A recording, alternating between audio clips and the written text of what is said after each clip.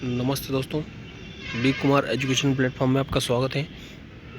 आज हम सामाजिक विज्ञान क्लास 6 का तीसरा अध्याय देखेंगे, जो कि एमपी बोर्ड से है, जिसमें परिवार एवं समाज के बारे में पढ़ेंगे। परिवार एवं समाज क्या होता है, इसके क्या प्रारूप है, समाज किसे कहते हैं, परिवार किसे कहते हैं आदि के बारे में अध्ययन करेंगे। जिसमें व्यक्ति तथा परिवार क्या होते हैं, समाज कैसे बनता है, परिवार एवं समाज के आपसी संबंध क्या होते हैं। बहुत अच्छा वीडियो रहेगा दोस्तों, आप इसे सुनिए और मेरे वीडियो को अधिक से अधिक शेयर कीजिए, लाइक कीजिए और सब्सक्राइब कीजिए।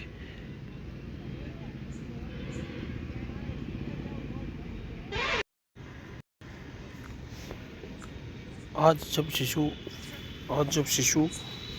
अव्यवस्थित आप जब शिशु अवस्था में थे, विद्यालय में पढ़ने नहीं आते थे, तब आपको घर पर कौन नहलाता फुलाता था, आपको भोजन कौन करवाता था, कपड़े कौन पहनाता था।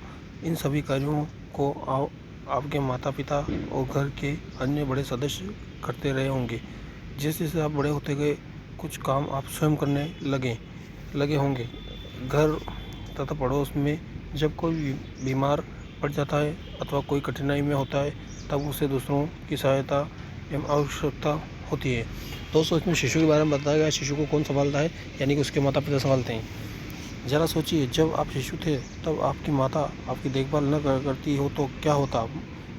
माता पिता अपने शिशुओं की जिम्मेदारी सहज रूप से स्वीकारते हैं। यही भावना परिवार तथा समाज के सदस्यों में होती है। इससे ही परिवार और समाज संगठित रहता है। व्यक्ति किसे कहते हैं?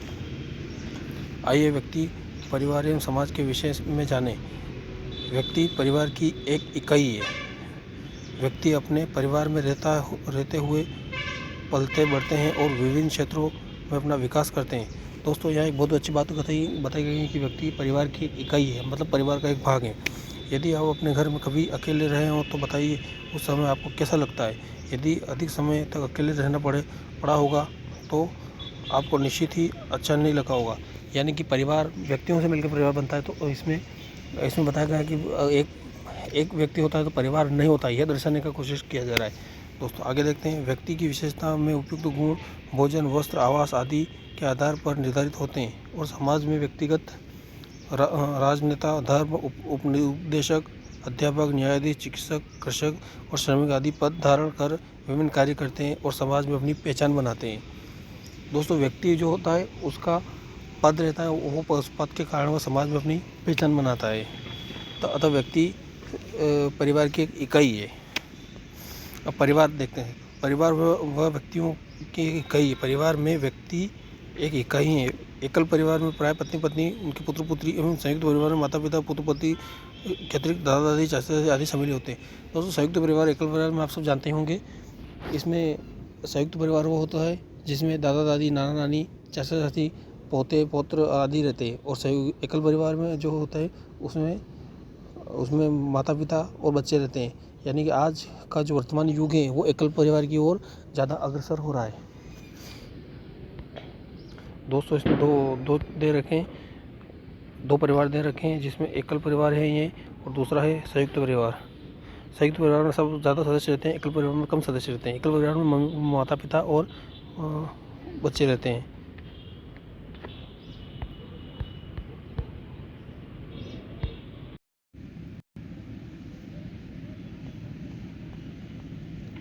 दोस्तों, आगे देखते हैं। परिवार में व्यक्तियों के साथ साथ रहने की सुरक्षा का भाव पैदा होता है। परिवार में सदस्यों की परिवार की व्यक्तिगत आवश्यकताओं की पूर्ति होती है। यानी कि बड़े परिवार में एकाग्रता बनी रहती है, एकता बनी रहती है।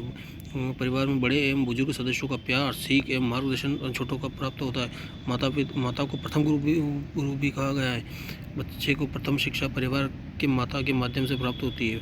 परिवार के बड़े सदस्य बच्चों के साथ साथ स्वास्थ्य, शिक्षा को ध्यान एवं बड़ों की देखभाल का सहर्ष करते हैं। बच्चों को आगे की शिक्षा प्राप्त करने के लिए परिवार ही उन्हें विद्यालय को सौंपता है। परिवार के छोटे सदस्य भी वृद्धजनों का देखभाल करते हैं, वो बड़ों का आदर करते हैं। यानी कि एक संयुक्त परिवार के बारे में बताया गया है, जिसमें बड़ों का आशीर्वाद लेना बहुत आवश्यक है, वृद्धजनों का आशीर्वाद लेना बहुत आवश्यक है। आपस में रिश्तेदारी, रक्त संबंध होते हुए एक घर में रहने वाले सदस्यों को मिलकर परिवार बनता है। छोटे परिवार को आदर्श परिवार माना जा गया है। विद्यालय भी एक परिवार के समान है। दोस्तों अब बात करते हैं अपने समाज की। समाज कई परिवार से मिलकर समाज का निर्माण होता है। परिवार समाज की वह इकाई है। एक परिवार के समाज में खान पान, रहन सहन, रीति रिवाज, परंपराएं, प्रथाएं प्राय एक ही प्रकार के होते हैं।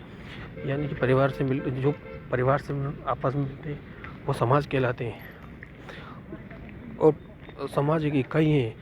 परिवार समाज की एक इकाई है। जैसे व्यक्ति परिवार की एक इकाई था, यहाँ परिवार एक समाज की इकाई है। एक प्रकार के समाज में खान पान, रहन सहन, रीति रिवाज, परंपराएं तथा प्रथाएं एक ही प्रकार के होते हैं। वर्तमान में बदलते आर्थिक एवं सामाजिक संदर्भों में समाज के नए प्रकार से भी संगठित हो रहे हैं। इन परिवर्तनों में शिक्षा का महत्वपूर्ण स्थान है। इनका उद्देश्य सामाजिक रीति रिवाज में आ गई कुरीतियों को दूर करना है। वर्तमान में जागरूक समाज के लोग अपने आप को संगठित कर एक मंच पर आना शुरू हो गए। वे अशिक्षा, बाल विवाह, दहेज जैसी सामाजिक बुराइयों को दूर करने के लिए कार्य कर रहे हैं। दोस्तों एक बहुत अच्छी चीज़ बताई गई है जिसमें अशिक्षा को दूर करना, दहेज को दूर करना एवं बाल विवाह को दूर करना, दहेज जैसी कुप्रथाओं को दूर करना बताया गया है। यह एक नवीन एवं सामाजिक प्रवृत्ति का परिचायक है। ऐसे संगठित समाज के लोग जो अपने समाज में नियमों का भी निर्माण किया है और सामाजिक क्रियाकलापों द्वारा समाज के सदस्यों को विभिन्न प्रकार से प्रोत्साहन भी दे रहे हैं।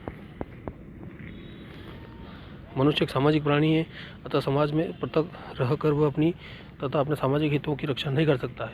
दोस्तों एक बहुत अच्छी चीज़ बताई गई जिसमें बताया गया कि मनुष्य एक सामाजिक प्राणी है, अतः उसमें समाज में रहना बहुत अनिवार्य है। अतः वह हितों की रक्षा के लिए समाज में रहता है।